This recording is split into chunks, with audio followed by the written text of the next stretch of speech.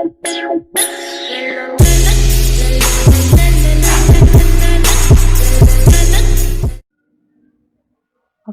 selamat datang. Jadi hari ini kita akan bikin halaman section atau page section. Nah, tadi yang pertama kita buka dulu dokumen baru, kemudian kita pindah ke size atau layout ya. Kita bikin page setupnya A4.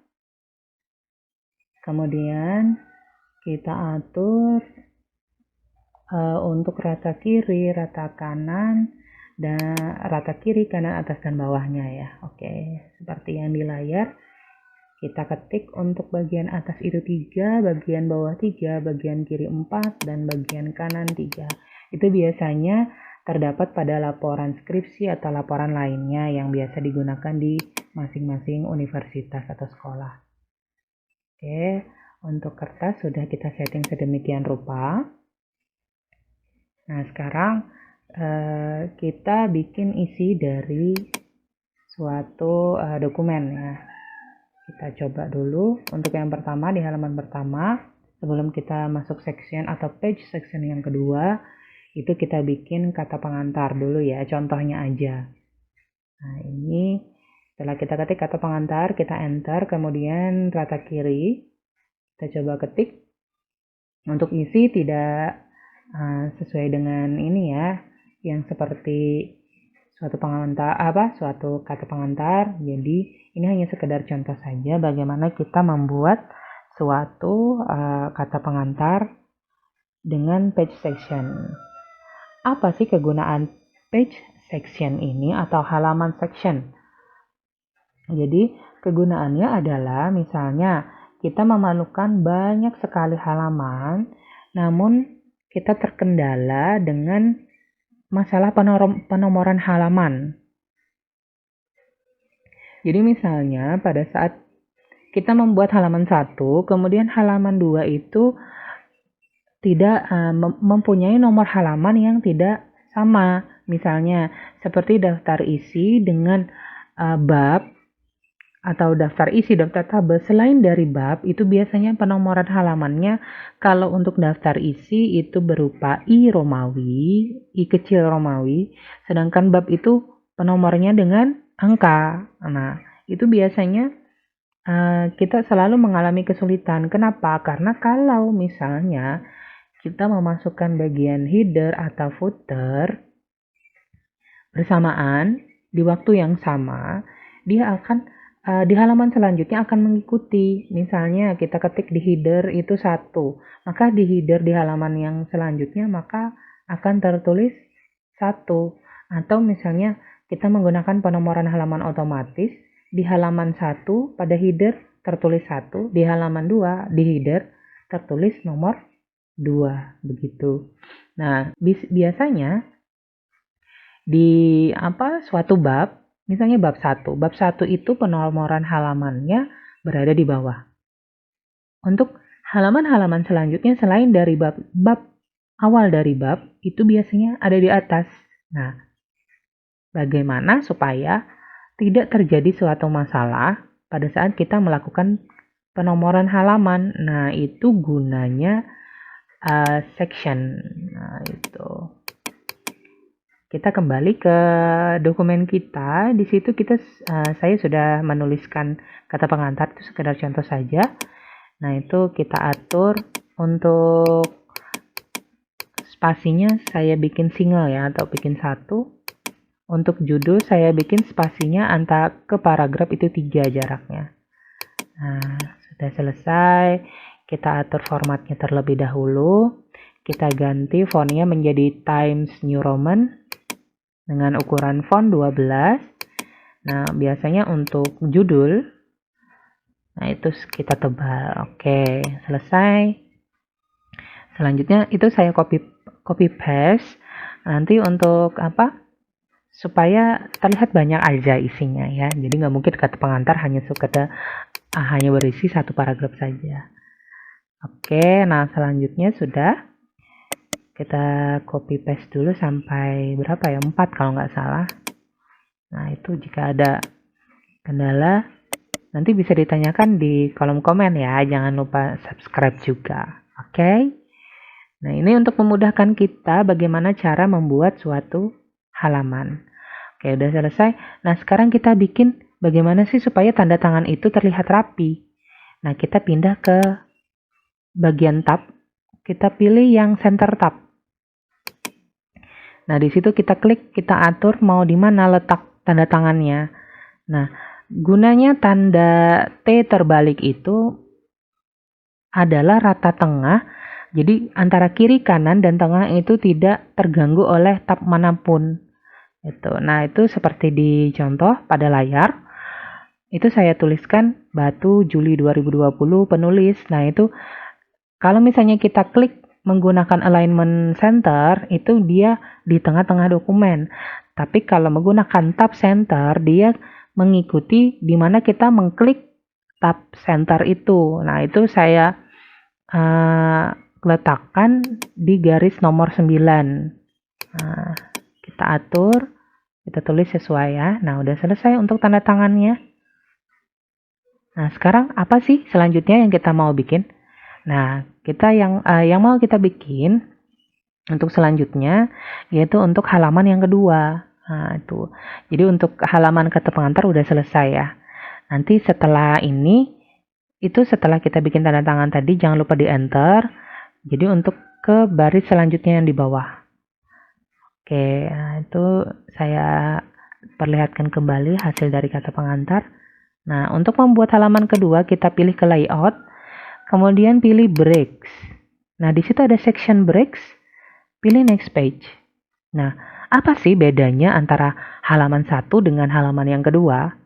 Nah, coba kita lihat. Nanti antara halaman satu dan halaman yang kedua, pada footer atau pada header, itu yang saya klik header ya. Header section 1, footernya section 1. Di halaman kedua, nah terlihat perbedaannya.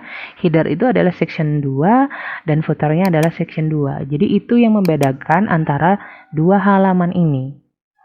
Jadi halaman 1 dengan halaman kedua itu saling terhubung. Namun pada sewaktu-waktu atau pada saat tertentu dia tidak akan terhubung karena dia mempunyai section tersendiri. Nah, itu pada footer section 1 saya coba untuk melakukan penomoran. Nah, saya lakukan rata tengah. Penomoran halaman kita masuk ke tab desain ya. Jadi pilih page number, saya pilih bottom of page. Kemudian saya pilih play number 2 yang di tengah. Nah, itu. Nah, setelah saya klik muncul nomor halamannya. Nah, pada halaman 1 muncul nomor 1, pada halaman 2 muncul nomor 2.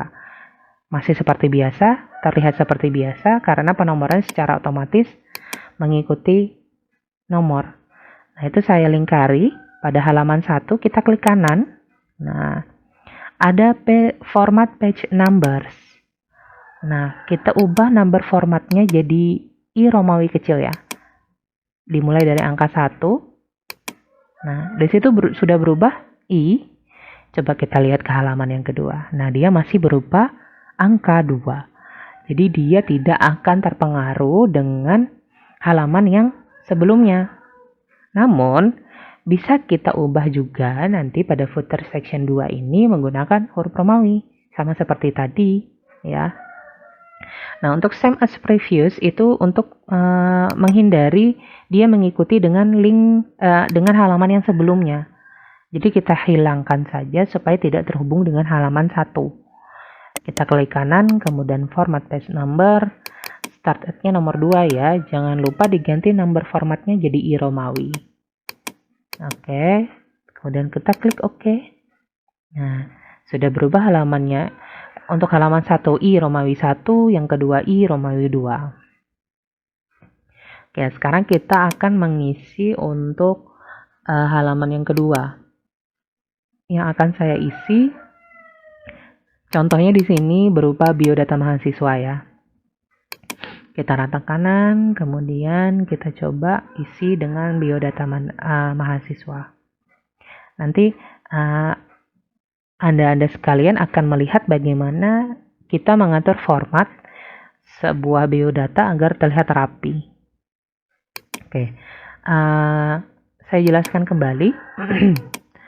Untuk section, jadi section ini sebenarnya tidak hanya berpengaruh pada suatu untuk penomoran halaman. Jadi section ini bisa berguna juga untuk dalam suatu dokumen. Misalnya, dalam suatu dokumen itu kita memerlukan yang satu format layoutnya atau format kertasnya itu potret. Sedangkan halaman selanjutnya ada satu halaman yang harus dalam format landscape karena dia misalnya dalam halaman landscape tersebut akan kita letakkan sebuah gambar atau tabel yang dalam bentuk landscape yang jika potret itu akan terpotong. Nah, itu juga nanti akan kita bahas di sini. Nah, tapi untuk yang pertama ini yang sederhana dulu, bagaimana kita membuat halaman section yang secara umum gitu ya. Jadi halaman section ini sebenarnya sangat-sangat bermanfaat untuk rekan-rekan, teman-teman, adik-adik yang mau membuat sebuah laporan, bahkan skripsi ya. Nah, skripsi itu biasanya beberapa pengguna Microsoft Word itu akan membagi-bagi, misalnya bab 1 satu file, bab 2 satu file, bab 3 satu file. Nanti dia bikin halamannya juga nanti pakai penomoran manual. Ya, nah itu berbahaya. Kenapa? Karena nanti semuanya akan diedit manual jika ada perubahan gitu. Kalau misalnya kita menggunakan yang otomatis seperti ini, nah itu kita tidak perlu repot-repot, malah akan menjadi lebih cepat, lebih mudah, lebih ringkas gitu ya. Jikalau kita sudah menguasai dengan metode sederhana, metode cepat ini, maka semua penyelesaian laporan akan terbantu atau mudah gitu ya. Jadi dalam suatu laporan itu section page ini sangat berfungsi. Tidak akan sangat mempermudah bagi Anda sekalian yang ingin membuat laporan yang banyak, mungkin beratus-ratus halaman seperti skripsi, mungkin ada yang sampai 200, ada yang sampai 500, namun di dalam suatu dokumen itu berbagai macam bentuk, misalnya halaman ada yang potret, ada yang landscape, dan lain sebagainya. Oke, kita kembali ke layar atau ke file dokumen kita. Di situ biodata mahasiswa saya sudah sampai di nomor telepon ya yang terakhir kalau nggak salah. Oke, di situ saya masih mencoba mengetikkan nomor telepon.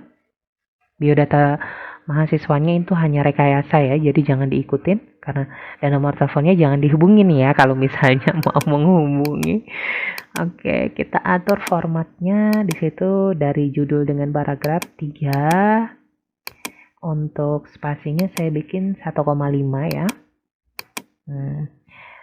Nah, sekarang untuk alamat tinggal di situ terkendala masalah pengaturan supaya lebih rapi. Nah, sekarang kita letakkan di depan M, itu kursornya ya. Kemudian saya tekan Enter. Kita menuju ke left tab. Nah, itu saya lingkari. Kemudian klik sejajar dengan huruf D. Ya, nah di situ. Oke, tinggal kita klik tab. Nah, sama dengan untuk yang tulisan Jawa Timur, kita enter, nanti muncul. Nah, oke, langsung di tab saja. Nah, sudah terlihat rapi kan ya? Oke, kita tinggal atur format, kita tebali untuk judulnya. Sudah, di halaman kedua sudah selesai. Biodata mahasiswa, untuk di halaman pertamanya juga sudah selesai untuk kata pengantar. Nah, nanti untuk di akhir juga saya praktekkan kembali jika ingin mengganti halaman. Misalnya halaman biodata mahasiswanya saya mau ganti dengan nomor halaman yang lain gitu kan ya. Nah, bisa diulangi lagi, nanti tinggal diklik footernya, kemudian klik kanan, kita pilih format numbernya atau number format. Nah, di situ seperti di layar, format number formatnya saya ganti 123 ya angka. Nah, saya ketik, nah di situ 1, dia akan berubah menjadi 1, yang di halaman 1 tidak akan berubah, seperti itu. Kita ulangi lagi, kita ganti lagi ya. Oke, sampai di sini dulu yang bisa saya sampaikan untuk rekan-rekan sekalian.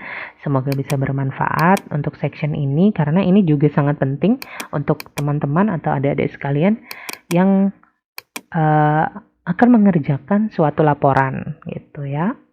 Oke, terima kasih atas perhatiannya. Jangan lupa subscribe channelnya ya, karena ini untuk membantu kalian-kalian juga yang mau mengerjakan skripsi mungkin. Pada saat ini kan biasanya lebih banyak nih yang membutuhkan bagaimana caranya untuk membuat skripsi yang mudah dalam satu file. Nah, itu untuk tampilan terakhir ya, sudah selesai. Terima kasih, sampai jumpa lagi di part selanjutnya. Bye-bye.